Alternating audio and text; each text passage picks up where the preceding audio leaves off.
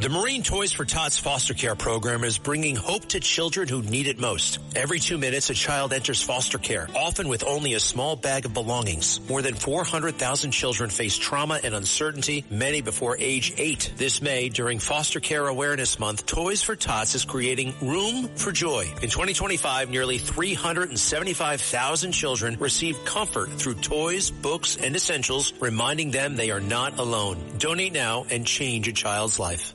Listen, all you New Yorkers.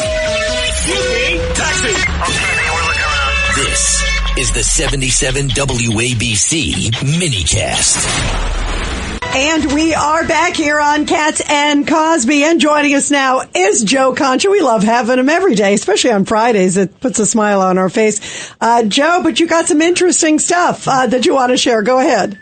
Oh, well, first with the Virginia redistricting, obviously, that is just a huge decision by the Virginia Supreme Court.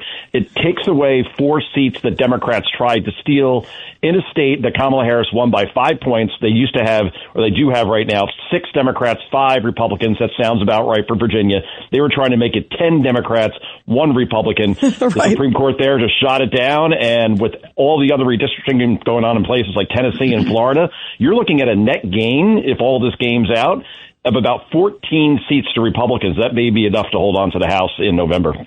Yeah, what a change that is. I mean, that's enormous. And we were just saying that that the Democrats are like, we don't know if we have time to reconfigure it anywhere else. So that's a biggie. Now, you also have some stuff on Hasan Piker, this guy who has this is the guy who said America deserved 9/11. And also said that Jews are inbreds, unquote. Said the worst day of the 20th century is when the Soviet Union fell. Says he would absolutely support Hamas 10,000 times more than Israel. And now he is saying, because of this Virginia ruling, that there needs to be violent revolution. Violently. So he's literally calling for violence at this point. So, you know what? It's time to deport this guy. I know he was a naturalized citizen here, but he's obviously a threat to this country. And this is something where we have to do something about these naturalized immigrants who only want to do harm to the United States. History repeats itself. Me and Governor Patterson were talking about it before. Are we in 1850 pre-Civil War?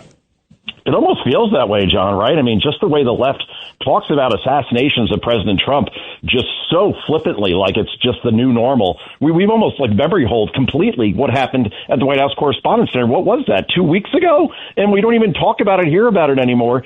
Yeah, it's a shame because all the violent rhetoric is coming from one side. That we do know, guys. You know what's scary about Hasan Piker, this guy, is that he's been so embraced. I mean, when you first saw him, you thought, okay, who's going to be embracing him? He's out on the campaign trail. He's out on with the Michigan Senate candidate. He's out Chris Murphy in Connecticut. He knows Mandani. I mean, it seemed like he's being coddled by. Have you heard anybody condemning him on the Democratic side? John Fetterman, if you want to even call Fetterman a Democrat at this point, right? Yeah, and people like Mamdani, people like Ro Khanna, AOC, Bernie Sanders, all go on his podcast and kiss his butt. Give him a platform. They give him legitimacy. And this is somebody who should be shunned, condemned, and ultimately deported, in my opinion. Governor Patterson, who we don't want to deport. Go ahead. Joe, at least not yet. Not yet. Joe, you don't mind if I condemn him, do you? Yes, please. The more the merrier. All right, okay. Here's your chance, Gov. Here you go, Gov. No, his actions are outrageous. They're the type of thing that I would think 40 years ago, if anyone did this on either side of the aisle, they would be deported or at least arrested and tried for the threats they made. Yeah. And threats, and again, you call Jews inbreds. That's the end. Like, he shouldn't get. The New York Times gave him a full hour on their podcast just 2 weeks ago. Again, this guy is being normalized, and he's seen as a vessel to certain votes out there. Yeah, the anti-Semitic votes. That's what he certainly brings in. But you're right. I mean, the fact that he's embraced by Democrats just says everything, especially Mamdani, who had him to his victory party. They're good friends. They've taken 1,000 pictures together. I don't hear hear the mayor say anything about this because, well, he probably believes it himself to a certain extent. Well, we're going overtime today, special for you.